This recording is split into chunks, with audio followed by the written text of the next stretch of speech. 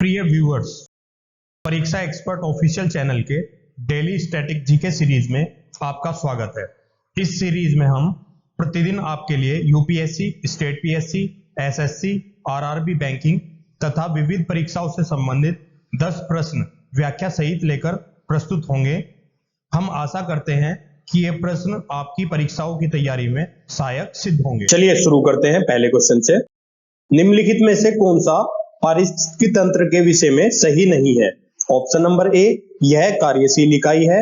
Option number B, यह प्राकृतिक संसाधन तंत्र होता है।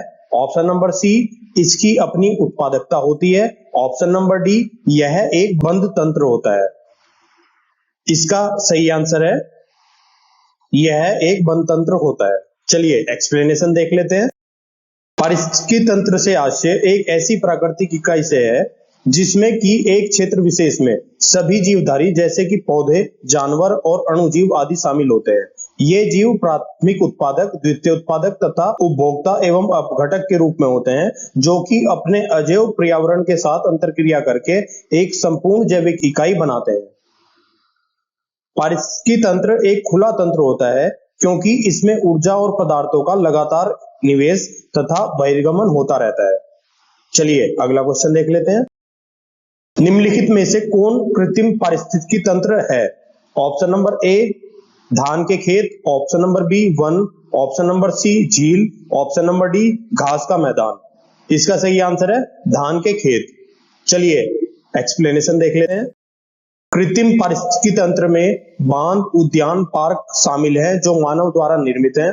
चिड़ियाघर, मछली घर और वनस्पति उद्यान कृत्रिम पारिस्थितिकी प्रणालियों के अन्य उदाहरण हैं, जो जैव विविधता के संरक्षण के उद्देश्य से बनाए हुए हैं, जबकि वन, झील और तथा घास का मैदान प्राकृतिक पारिस्थितिकी तंत्र है। चलिए अगला क्वेश्चन देख लेते हैं। सबसे अधिक स्थिर पारिस्थितिकी तंत्र कौन सा है? ऑप्शन नंबर ए, सागरीय। ऑप्शन नंबर बी, वन। ऑप्शन नंबर सी, पर्वतीय। ऑप्शन नंबर डी, मरुस्थलीय। इसका सही आंसर है सागरीय। चलिए एक्सप्लेनेशन देख लेते हैं। महासागर सबसे स्थिर पारिस्थितिकी तंत्र है। यह अपनी प्राकृतिक तरल प्रकृति, घुलित ऑक्सीजन, प्रकाश तथा तापमान के कारण स्थिर है। एक पर्यावरण को स्थिर तब माना जाता है जब इसकी संरचना और कार्य लंबे समय तक अपरिवर्तित रहते हैं। विकल्पों में से महासागर सबसे स्थिर पारिस्थितिकी तंत्र का उदाहरण है। चलिए अगला क्वेश्चन देख लेते हैं। दो भिन्न समुदायों के बीच संक्रांति क्षेत्र कहलाता है। Option number A, ecotone. Option number B, पारिस्थितिकी कर्म्यता। Option number C, ecotype. Option number D, ecosphere. इसका सही आंसर है इकोटोन। चलिए एक्सप्लेनेशन देख लेते हैं। इकोटोन दो पारिस्थितिकी तंत्रों के मध्य अथवा दो भिन्न समुदाय के मध्य स्थित संक्रमण क्षेत्र है जिसमें दोनों पारिस्थितिकी तंत्रों की विशेषताएं पाई जाती हैं। इकोटोन में जैव विविधता दोनों ओर के समुदाय की तुलना में अधिक होती है। इस परिघटना को एज इफेक्ट कहते हैं। इसका कारण यह है कि इकोटोन न केवल दोनों ओर के समुदाय के सदस्यों के अनुकूल होते हैं, बल्कि ऐसी कई प्रजातियां इकोटोन में पाई जाती हैं जो केवल इकोटोन के लिए ही अनुकूलित होती हैं। घास भूमियां, जवार नदमुख व नदी तट आदि इकोटोन के उदाहरण हैं। चलिए अगला क्वेश्चन देख लेते हैं। समुद्री वातावरण में मुख्य प्राथमिक उत्पादक होते हैं। Option number A, phytoplanktons. Option number B, समुद्री अपतरण। ऑप्शन नंबर सी, समुद्री आवर्तबीजी। ऑप्शन नंबर डी, जलीय ब्रायोफाइट्स। इसका सही आंसर है फाइटोप्लैंक्टन्स। चलिए एक्सप्लेनेशन देख लेते हैं। समुद्री खाद्य श्रृंखला में फाइटोप्लैंक्टन्स मुख्य प्राथमिक उत्पादक होते हैं। यह प्रकाश संश्लेषण की प्रक्रिया द्वारा ऊर्जा प्राप्त करते हैं। समुद्र के ऊपरी स्तर यानी प्रकाश मंडल में उपस्थित ऑक्सीजन की अधिकतर मात्रा के लिए यही प्राथमिक उत्पादक उत्तरदायी होते हैं। चलिए अगला क्वेश्चन देख लेते हैं। 10% का नियम निम्नलिखित में से किससे संबंधित है? ऑप्शन नंबर ए, ऊर्जा का खाद्य के रूप में एक कोशीय स्तर से दूसरे कोशीय स्तर तक पहुंचना। ऑप्शन नंबर बी, ऊष्मा का एक पदार्थ से दूसरे पदार्थ में पहुंचना। ऑप्शन नंबर सी, पक्षियों का एक क्षेत्र से दूसरे क्षेत्र में पहुंचना। ऑप्शन नंबर डी, पानी का एक जोन से दूसरे जोन में पहुंचना। इसका सही आंसर है ऊर्जा का खाद्य रूप में एक कोशीय स्तर से दूसरे कोशीय स्तर तक पहुंचना। चलिए एक्सप्लेनेशन देख लेते हैं। पारिस्थितिकी तंत्र हरे पौधों या उत्पादकों द्वारा सौर ऊर्जा का 100% भाग प्रकाश संश्लेषण द्वारा खाद्य पदार्थों की रासायनिक ऊर्जा में परिवर्तित करता है।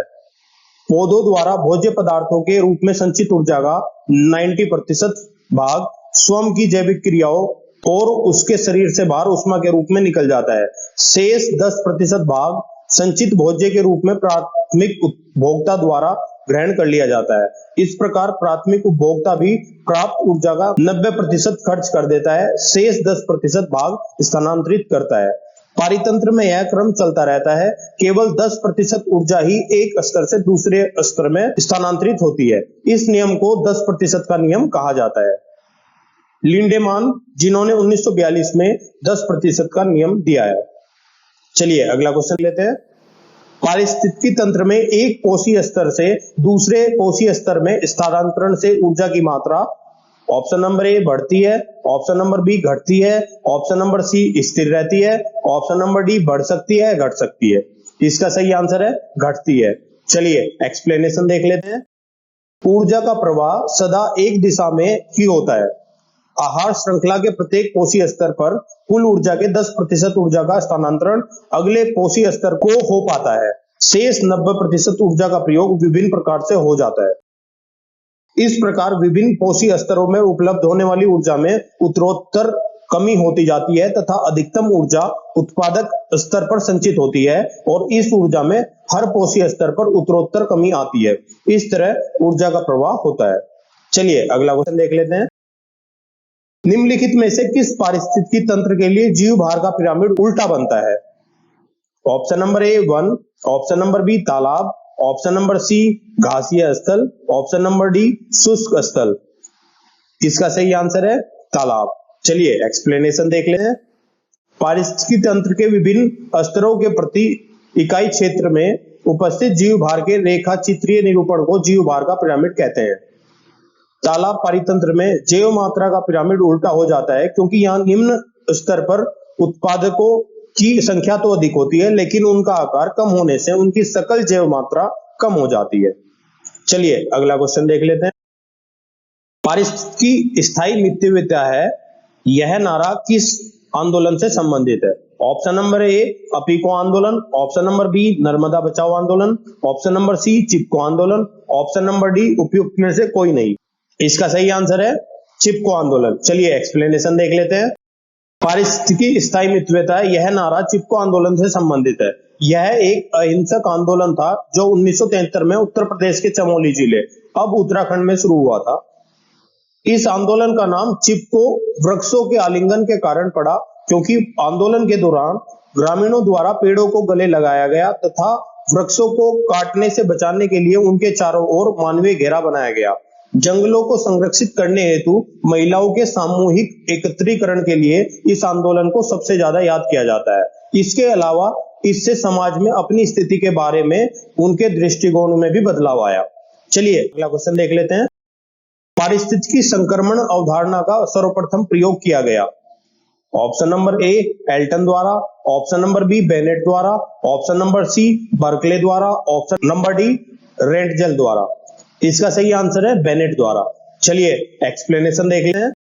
पारिस्थितिकी संक्रमण अवधारणा का प्रयोग सर्वप्रथम बेनेट द्वारा 1976 में किया गया था।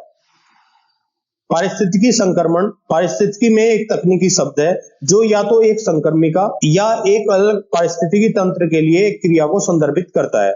दोनों एक संधारणीय दुनिया की ओर बढ़ने के विचार पर लागू होते हैं। प्रिय व्यूअर्स, हम आशा करते हैं कि ये वीडियो आपको अच्छी लगी होगी। कृपया अपने फीडबैक एवं सजेशंस कमेंट बॉक्स में दें। हम आपके सजेशंस के अनुसार वीडियो को और बेहतर बनाने का प्रयास करेंगे। इस वीडियो की पीडीएफ प्राप्त करने के लिए आप हमारे टेलीग्राम चैनल से जुड़ सकते हैं जिसका लिंक वीडियो के डिस्क्रिप्शन में दिया गया है। आप हमारी वेबसाइट www.parikshaexpert.com पर जाकर किसी भी एग्जाम की टेस्ट सीरीज ज्वाइन कर सकते हैं।